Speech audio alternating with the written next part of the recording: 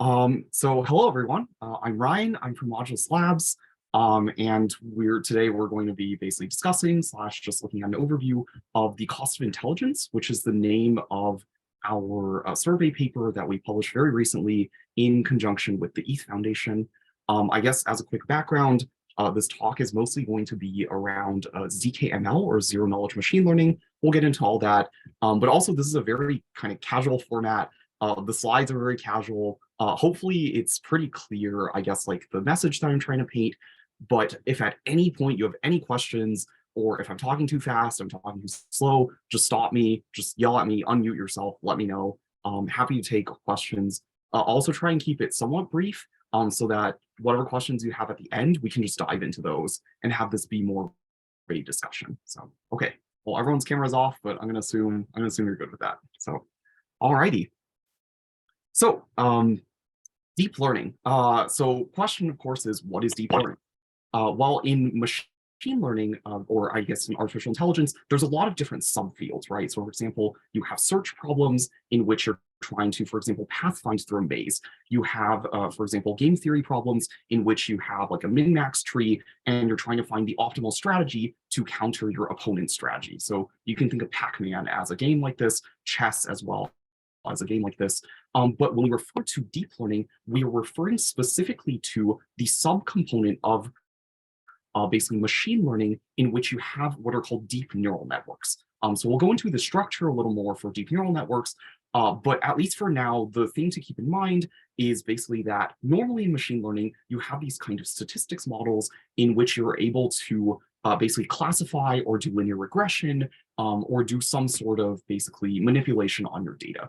And so in deep learning, it's taking kind of the same idea and just putting this classifier or putting these layers on top of itself over and over and over again. So most neural nets are very modular in this way, or most deep learning models are very modular in this way. And as it turns out, when you do this in the field of machine learning or deep learning, the more layers you add to your neural net, similarly to how, I guess, like in animal brains, like literally when you go from, say, a rat to a fish or a shark to a human brain, you just add more neurons. The neurons themselves are physiologically pretty similar, but when you add more and more neurons, you have these emergent properties.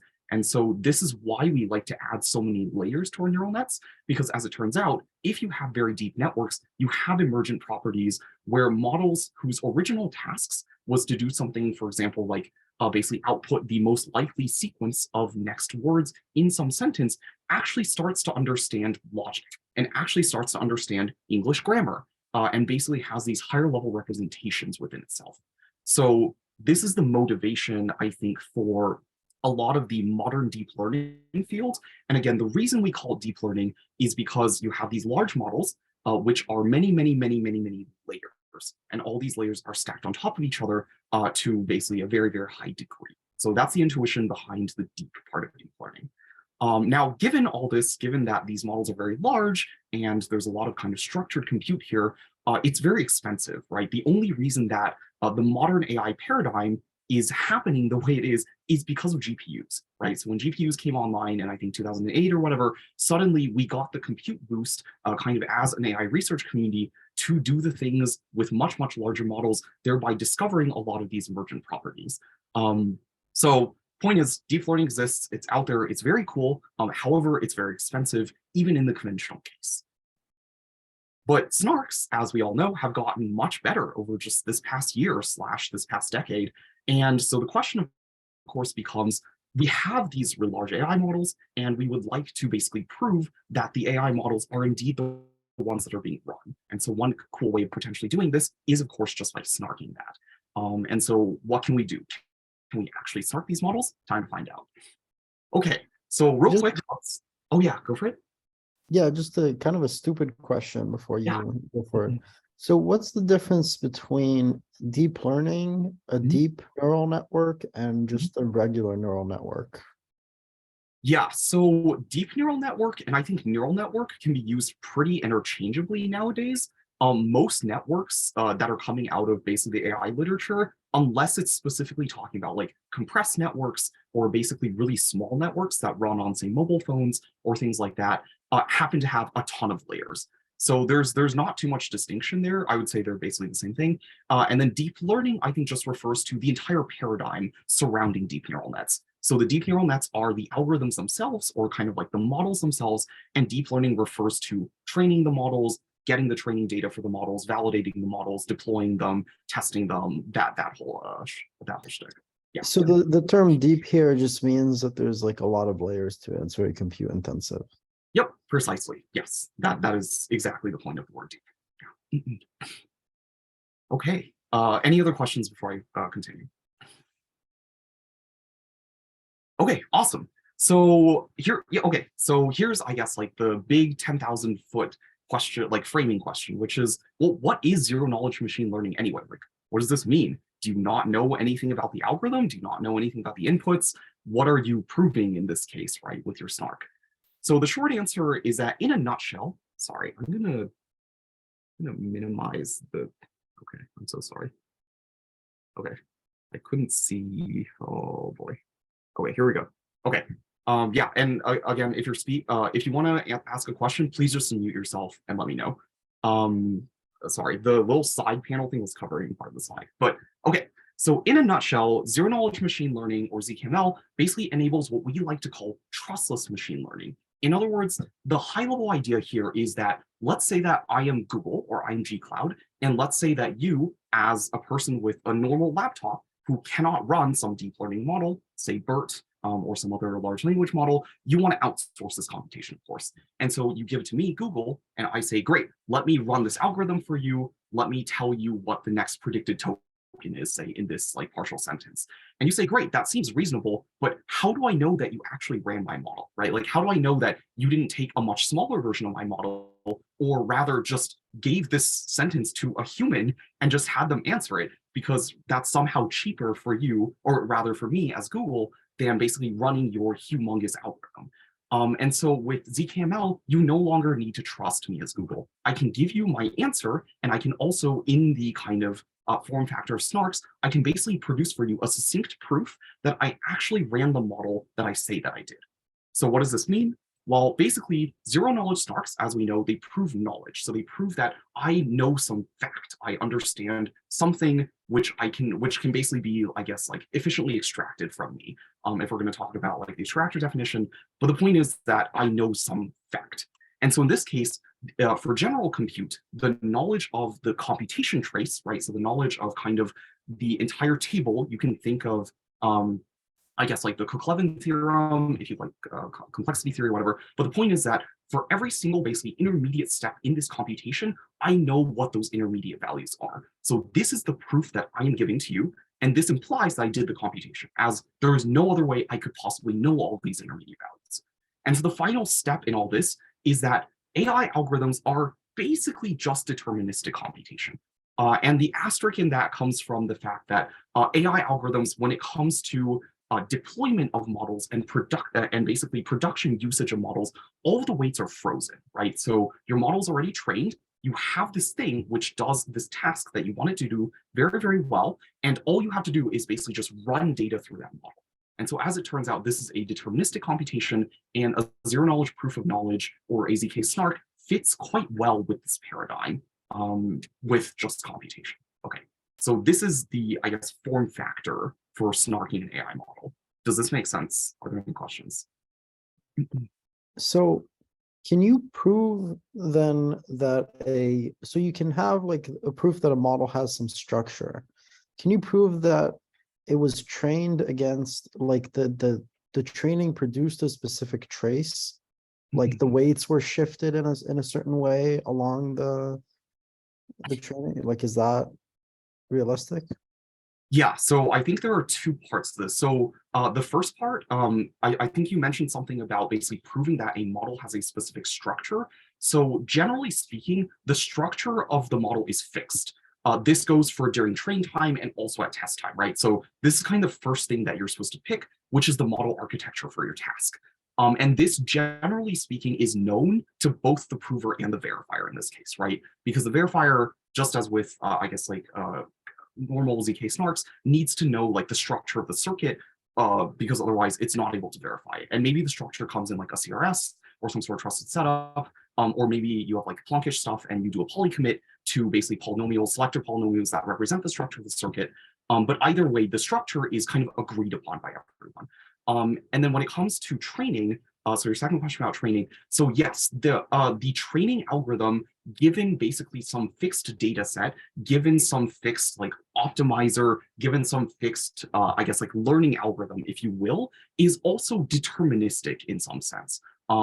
Assuming that I guess like your gradient computations are all like done in whatever like approximate fashion.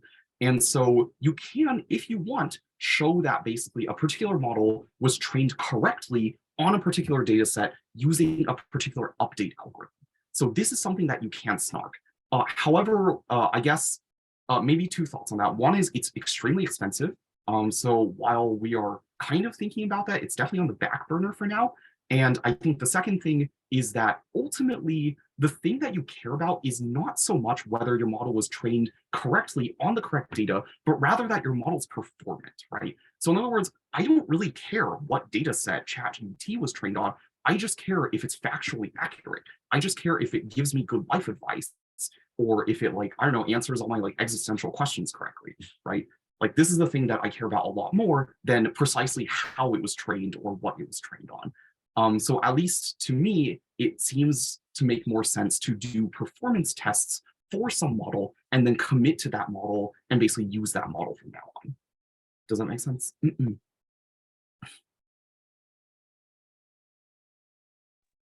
Yeah, that makes sense. Thanks. Okay, yeah, absolutely.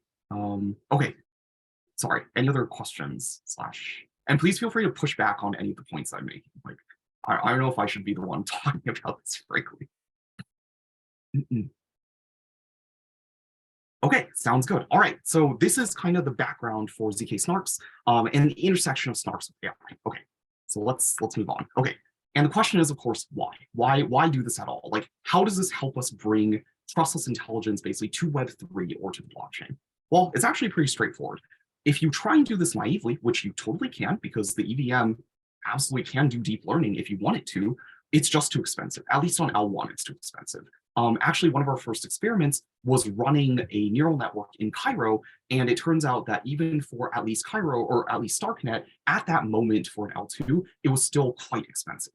So of course, we do the usual thing, which ZK rollups do, which I guess all the sort of like conventional ZK scaling tech does, where we snark the computation and then you verify the proof on chain, and only after the proof is verified can you accept the result from that AI model. So that's, I guess this is the form factor for bringing this to chain. Cool. Okay, I think we went over questions. I think we're okay there. Cool. Okay. So I guess real quick, just want to go over some like cool modern deep learning things that are out there. So basically, here's our like pie in the sky, head in the clouds. This is what we should be able to do, right? So the first one is multimodal models. That's a mouthful. Basically, this refers to models which operate over basically different types of media. So you can think of Stable Diffusion as one of these things. Basically, any sort of like text prompt generator where you're converting from, for example, text into an image, or better yet, image captioning, in which you have an image and then you describe basically what's happening in that image, is referred to as a multimodal model. So these are very, very cool, very useful in the real world, of course.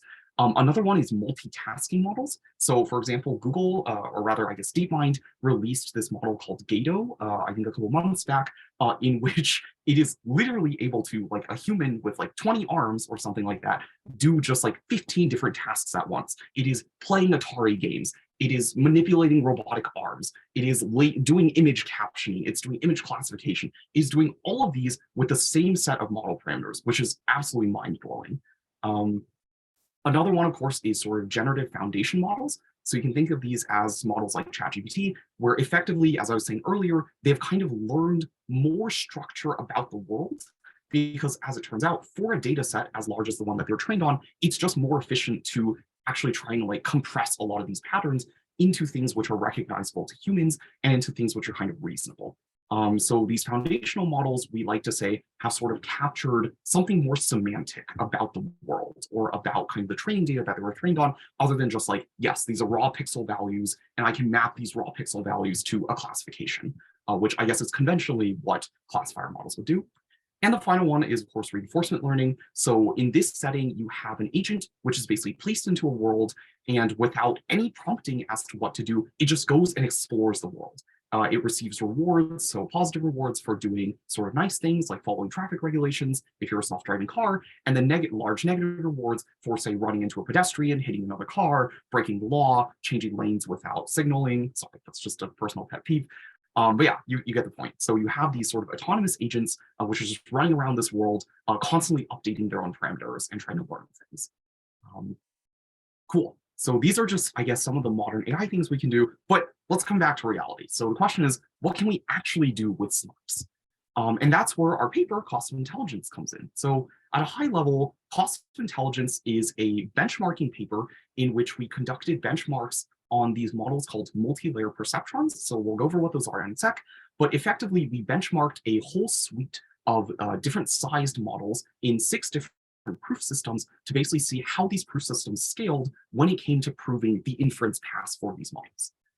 So again, we benchmarked with multi-layer perceptrons, system of proof systems, and the metrics that we were most concerned with were basically proof of runtime and memory consumption. Now, you might be saying to yourself, but Ryan, hang on. If you want to post these proofs on chain, you care about proof size, of course, and you care about verifier runtime, because otherwise your verifier is going to crash and explode, and we're going to take down ETH L1, and that would be sad for everyone.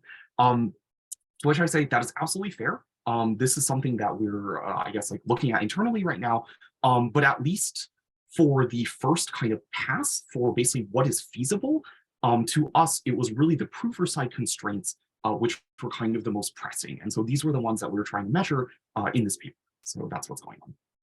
Great. So real quick, let's talk about MLPs or multi-layer perceptrons. So the reason we're talking about this is because these are the structure of the kind of circuits or of the benchmark objects that we are actually benchmarking in this white paper.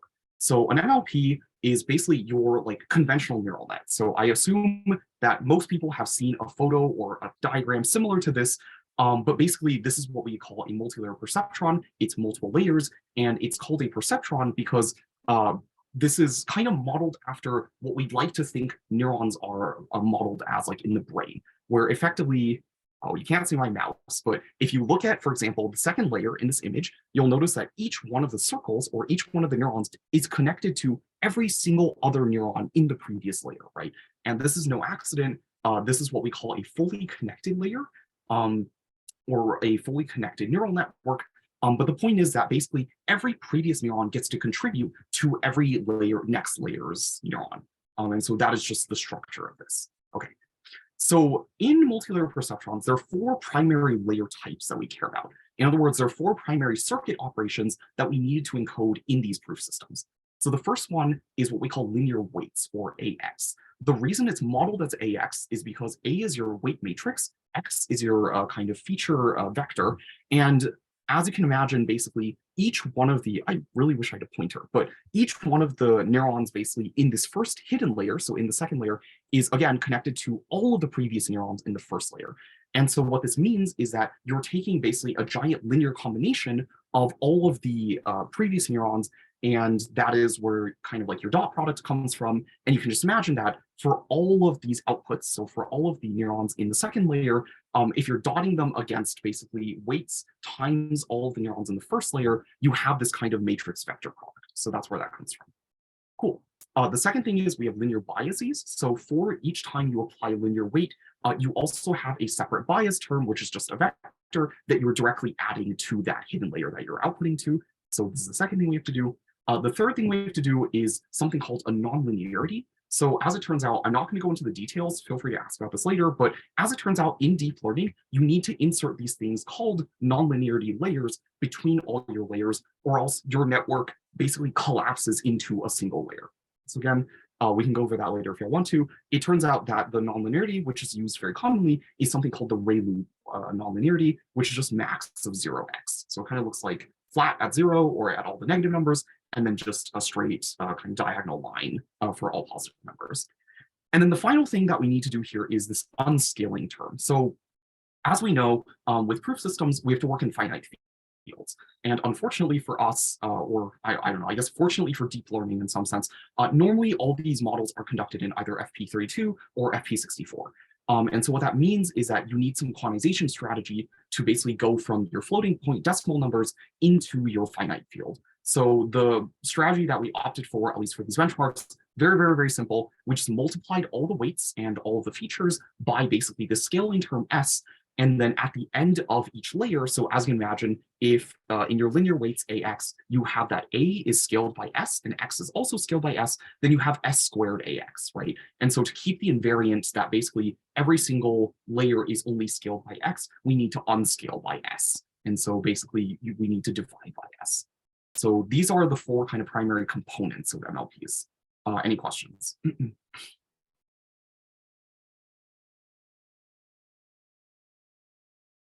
Okay, great. Y'all are clearly deep learning experts. Okay, good stuff.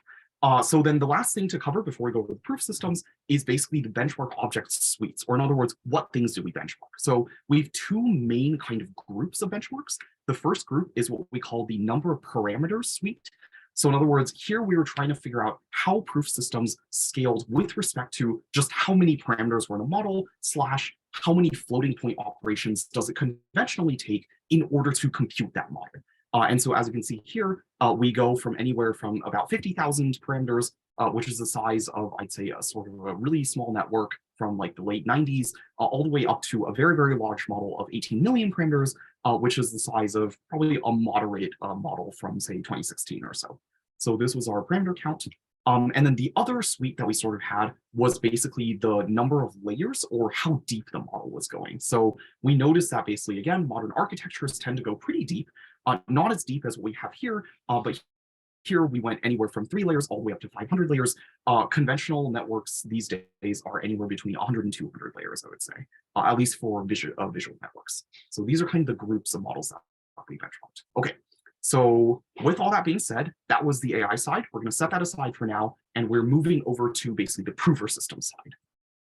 All right. So for the proof systems, we basically categorize them into a couple of different arithmetization schemes. I assume that most of you all have heard of these arithmetization schemes, so I won't cover them in too much detail. But for R1CS, or rank 1 constraint system, we benchmark 2 proof systems. The first being, of course, the classic Groth16. So the reason we chose Groth16 is, of course, it has the smallest concrete proof size. This tends to be kind of the final, I think, like recursive step for most recursive proofs. And so it only made sense that this was a very practical choice.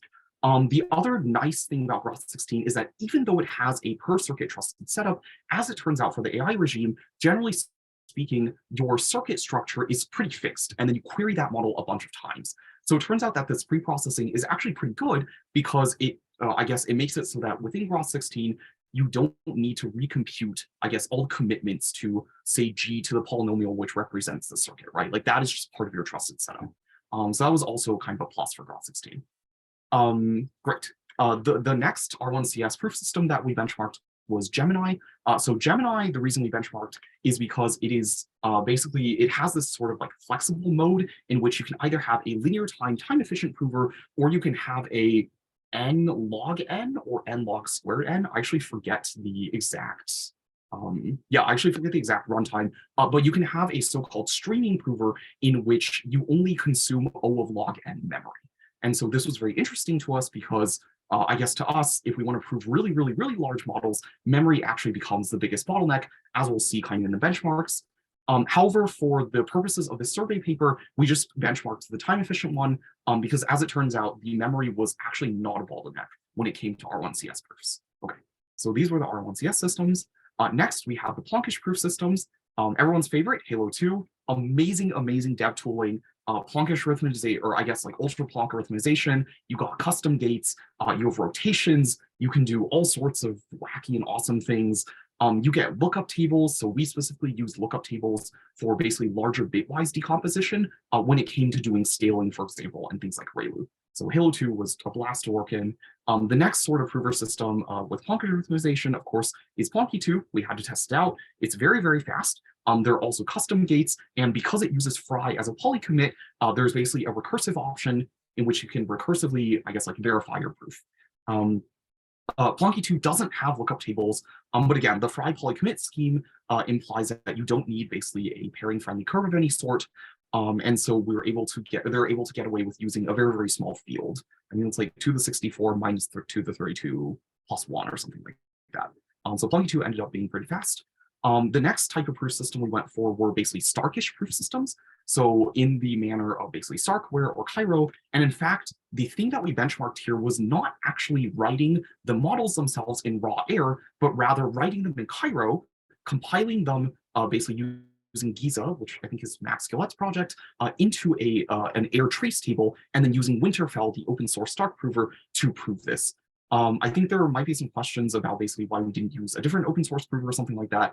I think Winterfell was just the most well known to us at the time, and I think Giza made it very, very easy to integrate with Giza's fork of Winterfell. So this is the one that we went with. Yeah, so like I said, the code was implemented in Cairo, it was compiled, and we used the Winterfell prover with default settings. I will say that this comparison against especially all the other prover systems is not really apples to apples because, of course, Cairo is simulating a whole VM, right? And so there's a lot of overhead when it comes to keeping track of registers, having auxiliary columns. I think the blow up with respect to sort of number of operations in the conventional neural net to the number of rows in the trace table was something like an 8x blow up. And so in some sense, this wasn't the fairest comparison, but we definitely wanted to try it and see like basically how Winterfell might be able to do on this. Great. And the last type of proof system we benchmarked was GKR-based proof systems. So GKR, of course, is kind of the sum check-based proof systems in which you basically reduce from one layer to the next all the way until you get to the input. So for GKR-based proof systems, we basically went off of a code base called zkCNN, published by UPenn a couple of years ago. So effectively, zkCNN uses the canonic sort of GKR approach, plus tricks from Libra. So Libra is an earlier paper, kind of also doing refinements, I guess, on GKR, in which they do some sum check decomposition. And then zkCNN, in its own right, introduces basically a new sum check protocol for checking convolution, so the operation of convolution via FFTs. We didn't actually use this because, again, with multilayer perceptrons, there are no convolutions. Those are only present in conv networks, of course. But this is still, I think, like a pretty cool feature, basically, that they came up with. Okay, so these are the proof systems. And now let's look at tables. All right, who's ready for some tables? Yeah, that's right. Deafening silence. Love it. Okay, all right. Yeah, so these tables are all structured pretty similarly. Let's see. Oh, again, I don't have a pointer. I'm so sorry. But if you look at the x-axis, basically you have the number of parameters. So this is going to be in millions. So as you can see, we're going all the way from a couple 10,000 all the way up to about 18 million. And on the y-axis, you have the proof time. So this is not including the pre-processing phase. This is instead just talking about how long it took for the prover to show that some computation trace was done correctly. So for example, for Halo 2, I don't think this includes like the key generation step or even filling out the sort of Halo 2 table. This only includes basically doing the poly commits, computing the quotient polynomial, things like that. So I guess as we can see here, it looks like Plunky 2 does the best. So Plunky 2, I think, is just a highly, highly optimized code base, followed somewhat by zkCNN. And it turns out that the R1CS basically proof systems actually do fairly well here as well. You'll also notice that Winterfell is basically not represented, and this is because the basically Stark prover runs out of memory, unfortunately, very, very quickly due to the aforementioned kind of blow up in the trace table size. Okay, so the next graph we have is the number of layers, kind of proof time. So similarly, y-axis is proof time, and then x-axis is, in this case, the number of layers in the model. So as it turns out, zkCNN actually does quite well versus even Plunky 2. However, this is probably because in Plunky 2, we're not constructing our gates to be very efficient. And so similarly to how Halo 2, as I'm sure lots of you are familiar with, has sort of this K factor. The Plunky 2 K factor ended up blowing up a little more than we would have liked for basically a deeper model. So certainly these numbers are, I think, pretty illustrative of basically what the proof system are capable of, but all of them can be squashed by quite a bit, I'd assume, just because optimizations. Okay, and now we turn to basically memory consumption. So in this case, again, x-axis is just number of parameters. In this case, y-axis is the amount of RAM consumed. So we basically used a memory profiler to try and figure out the maximum single amount of RAM consumed at any point during the proof generation process, and that is what is being plotted here.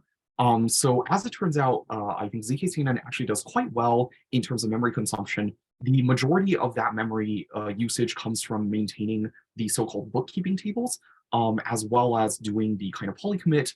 And then it looks like Halo 2 actually does fairly well with memory consumption as well.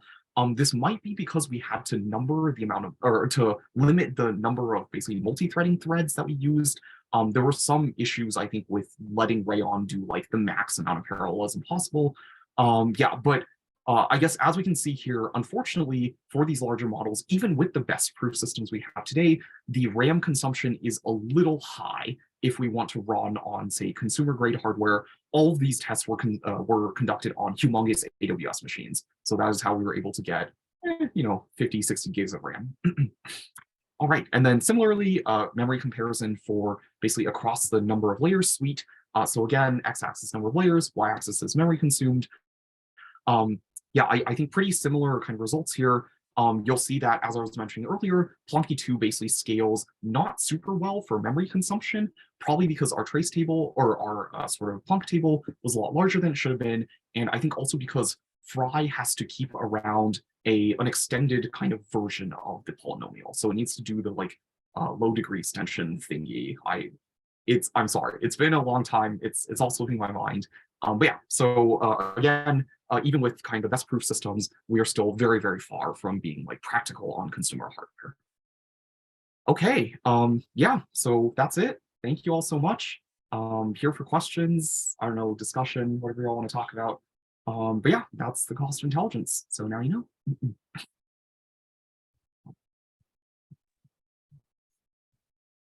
That was an awesome talk. Thanks a lot, Ryan. Yeah.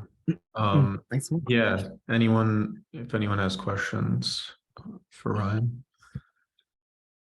Yeah, I was hoping you could talk a bit more about what you think, one second, what you Yeah. think kind of differentiates like performance between different systems. Is it like circuits being optimized for specific types of mathematical operations, or memory management strategies, or what do you think?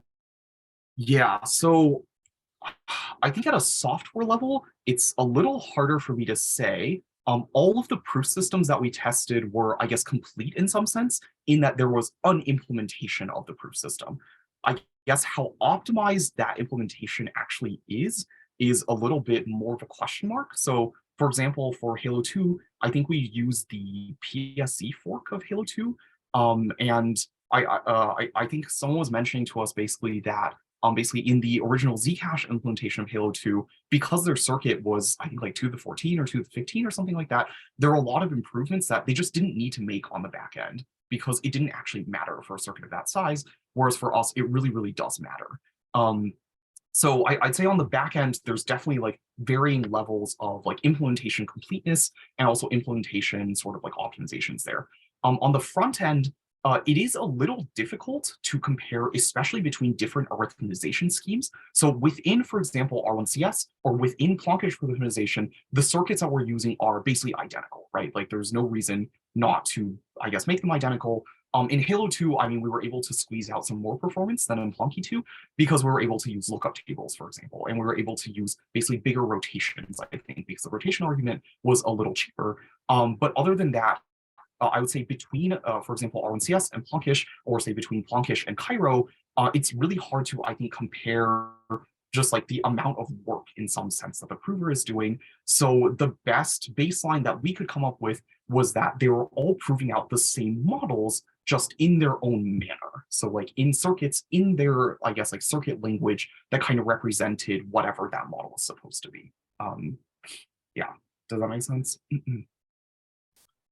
Yeah, definitely. So it's almost like very dependent on the actual like proofs architecture in a way.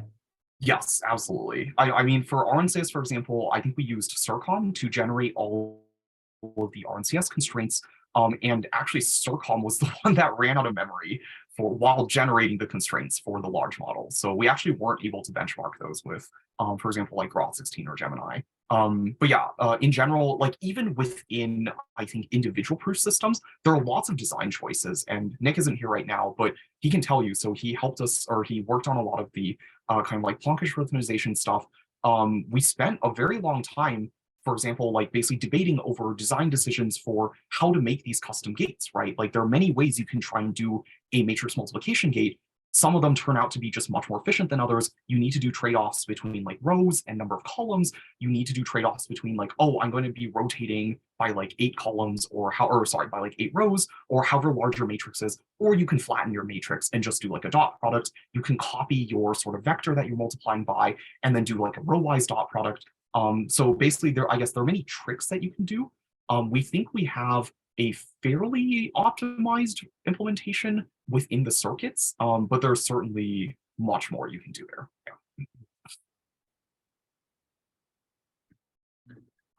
Yeah, would love if you could like send some links on this aspect of it. Like, I guess like high level question would be like kind of what makes a certain proving system more conducive to certain types of like mathematical operations, right? Yeah, absolutely. I don't think we've written anything public about this yet. I think Kobe might have I like vaguely remember he has an article on basically like careful circuit design or something like that. I can try and pull that up and send that in the group chat afterwards. Yeah, and then when it comes to kind of mathematical operations, yeah, I'd say that at least for us, one of our insights basically was that the reason, for example, zkCNN performed so well is because of sum check, right? So sum check is this very like linear operation, and the bottleneck, at least in conventional deep learning, for a lot of these algorithms is all of the linear stuff. So anytime you do a matrix multiplication, anytime you perform convolution, anytime you do even say a transformer layer in one of these like large language models, like that happens to be the bottleneck. But it turns out that there is, for example, a very, very, very prover efficient basically protocol for sum check, which I think Justin Thaler came up with like in 2013. And so if you use this trick, as it turns out, you can just express that to the verifier in a very like neat and efficient way. Whereas I guess with other proof systems like an R1CS, you literally just have to like do an accumulator and have these like binary gates that just multiply all your numbers together, and more binary adder gates that just add all of those terms together in order to do your dot product. So I guess so I guess the TLDRs, for neural nets specifically, the linear stuff tends to be the bottleneck, at least traditionally. We'll still have to see for zkML, just because nonlinearities are a huge question mark for arithmetic circuits in particular. And then when it comes to basically arithmetization strategies, so sum check is again really, really good for these linear operations. Custom gates are also really, really good for these linear operations. R1CS and other like kind of binary gate style things are not so good for these linear operations, because you just need to express the whole thing in a ton of constraints. And so it really blows up your circuit size.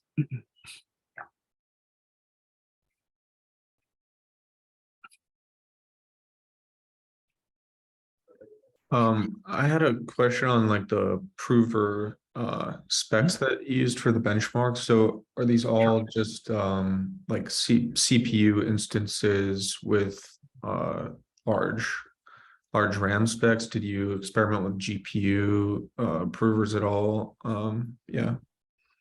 Yeah, so all of the benchmarks were conducted on 64 core AWS machines with 128 gigs of RAM, I think. We tried to do parallelism within CPU, so we didn't experiment with GPU stuff yet. We tried to basically do parallelism whenever that was supported. So all of the Rust libraries, for example, were really good at this. zkCNN was really not good at this because it was in C++. So that was completely single-threaded. And then I think the R1CS stuff was also multi-threaded because it was artworks. Yeah. So it was as much parallelism as we could basically eke out of it. I think for most of the experiments, it was something like 8 threads, because for some reason, increasing the thread count to 64 or something like that actually made the prover time slower, which was interesting. Yeah. Yeah, I think it would be cool to have like because there are some very fast like GPU implementations of, for example, like Halo 2 prover, and it'd be interesting to see a comparison of like a sort of like similar benchmark, but for GPU prover. Yeah, absolutely. Yeah. I also had a question. Are you guys exploring Nova and Supernova in this sort of like recursive computation stuff? And do you think that it it lends itself well to this sort of computation? Yeah, that is an awesome question. Yeah, so I guess as y'all probably noticed, there are so many proof systems that we did not benchmark, like Spartan or Nova, or even like Sonic or like original Halo, Marlin, all these proof systems. Yeah, I think folding schemes. There was a recent project called Zader, I think, done by a couple of our, I guess, like not really classmates, but like I don't know, Stanford contacts, whatever. But it was very cool. They hacked it together in I think like a couple weeks. It is an implementation of a sort of like infinite model in Nova, where basically each layer is exactly identical to the layers before it. And so all the intermediate layers in the network can basically be seen as this kind of folding scheme, as long as you express every computation in R1CS. I think for us, Nova is, or rather folding schemes are a really, really interesting option. And it kind of makes sense because, again, these networks tend to be quite repetitive. However, there are certain aspects of basically modern deep learning systems that really do not lend themselves to folding schemes. So one of the primary issues here is that in 2015, there was this researcher at FAIR named Kai-Ming He, who came up with the idea of something called a ResNet, or a residual network. And the idea there is that basically for each layer, you also not only do you compute basically that layer, you also have something called a skip connection or residual connection. And effectively, this allows for like better gradient flow in training. There's some like justification there. But the point is that I think folding schemes really don't do well with this like non-layered / like skip connection type thing. I haven't thought about it too much. There might be a way to actually, I think, get that into the folding scheme. That would be awesome. Unfortunately, I think transformers also make liberal use of these folding schemes. And I think transformers also have basically these like weird connection things where basically you have like your encoder stack, you have your decoder stack, and then every single level of the decoder stack is taking an input from the final layer of the encoder stack. So this very intricate kind of web of connections. And it's hard for me to see how folding schemes would allow for that. But again, I'm not super educated on this. So like, yeah, ideas would be awesome. Yeah, that's an interesting intuition. Yeah. But yeah, I think certainly the intuition that basically because networks are repetitive, that we would like to do IVC or some sort of like folding approach is totally justified. Like we need to explore this. Yeah. Yeah, because even the transformer thing, it's like a bunch of sequential blocks that are basically the same Yeah. over and over. Yeah, absolutely. Yeah. Any more questions for Ryan? I might ask you some more questions if nobody else. Okay. Yeah, no worries. I was just wondering if you could get into the just a bit of the nitty gritty of like you said like, for example, custom gates are nice for implementing like the linear parts of these networks, but for the non-linearities like the ReLU, like custom gates, for example, are useful, but in a system like Plonky 2, there are no lookup tables. So like, what's the challenge of implementing these non-linearities in these proof systems, and how do you go about achieving it? Yeah. So yeah.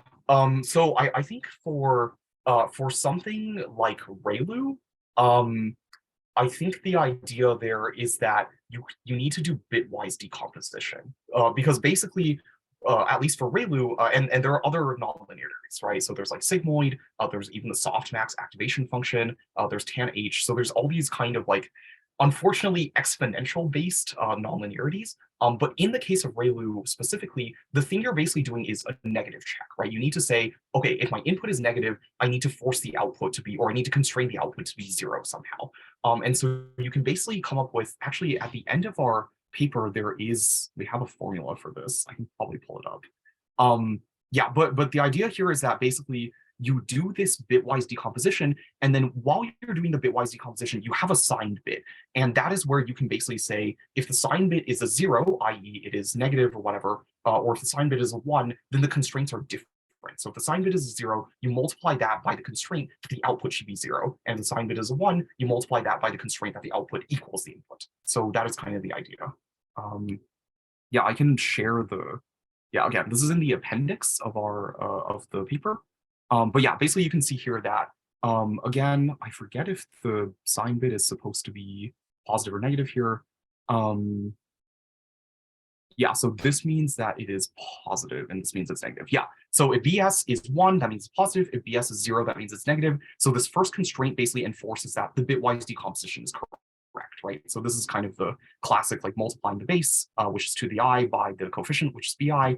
And so if you're subtracting, it means you're positive. If you're adding, it means you're negative, because this needs to be 0. And then the second step of this is to basically say, okay, great. We want it so that if we are positive, then x minus y, so the output minus the input, equals 0. And if we're negative, then y, the output, should just be 0. So that this particular constraint is also 0. So at least when it comes. So the reason that lookup tables make this easier is because you can look up the bitwise representation and then use the lookup table for that, right? Is that what you're using it for?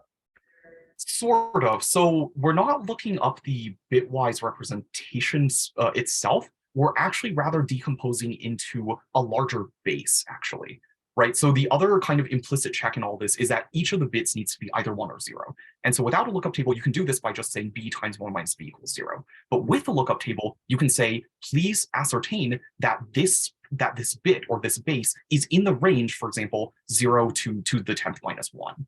Right. And so if you can do that, then you can basically decompose into much fewer bits and therefore take up much fewer columns in your table, which actually turns out to be very, very helpful for Halo 2. And we just couldn't do this in Plunky 2 without lookup tables. So at least for now, if bit decomp is kind of the strategy, which it turns out to be for ReLU at least, and also for this normalization strategy, then the lookup tables really, really, really speed up the decomposition process.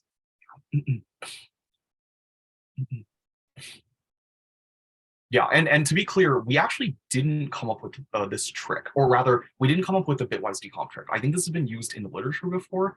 Certainly, I think some of Yupeng's old papers use it, but I think doing the larger bit decomp was something that we're like, oh yeah, that's interesting. We can do that with lookup tables.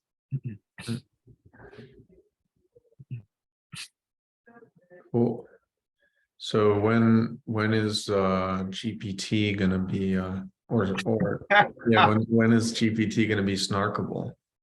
Oh, I think the hope is, like you were saying earlier, that GPT will be massively compressed, maybe by 100x. There's already language models that are, I think, sort of comparable to maybe GPT-3, so not quite ChatGPT level. There's this paper, for example, called IPET, which has, I think, 220 million parameters. So we're looking into, of course, like the model compression literature. But basically, yeah, the hope is that like the snarks can like shove themselves up here and the models can push themselves down, and maybe they will meet. But yeah, I think we're speccing out, I guess, like our new proving system, and it's very, very early stages. Maybe we expect to release sometime like August or September in terms of just like a white paper or something for that. But the hope is that like the prover systems just get better and better, and that we can just do bigger models. All right. And is this sort of research that you've been doing sort of like going to inform maybe some proof system that you guys build yourselves that is sort of optimal for this sort of task? Yeah, I think that's the idea. So in order to get like much larger models, so I think we've really been trying very hard with Halo 2. Actually, we're coming out with a game very shortly. Everyone should play. It's going to be fun, maybe, I don't know. But basically, it's called Leela versus the World, and you have this snarked, basically reinforcement learning agent called Leela Chess Zero, which, if you're in the chess space, I guess you might have heard of this. But it's actually a pretty strong like neural network, and everyone else is going to be basically voting and betting on moves against this agent. And so, of course, we need to snark the agent because otherwise the betting can't be trustless. We could just call up Magnus Carlsen and be like, "Hey, what's the next best move?" And you'll say B4, and we're like, "Great, easy." right? So all the moves or rather all the move generation is snarked. But even with Leela, or even with this like compressed version of Leela, which I think has like something like 4 million parameters, it's kind of a struggle to basically put the proof on chain. So we'll just keep trying as much as we can there, but then also like at the same time try and make just a prover system, which is I guess not necessarily super novel in like I guess like new like cryptographic techniques or things like that, but it's certainly very, very amenable for whatever reason to doing deep learning models. Mhm. Cool, that's awesome. I'm looking forward to that game. Yeah. Or two. Stay tuned. All right, last call for questions. Anyone? All right, cool. If no more questions, thank you so much, Ryan. That was a great presentation. I think we're all very excited about this zkML stuff with all the you know, innovation happening on the AI side, but also all the new efficiencies and stuff on the zk side. It looks like it's going to meet in the middle somewhere. So yeah, thanks for presenting on this. Yeah, absolutely. Yeah, thanks to everyone for your time. Hope that was slightly entertaining. Yeah, enjoy the rest of your days. All right, bye everybody. Alrighty. Thank you very much. Have a good one. Of course. Take care.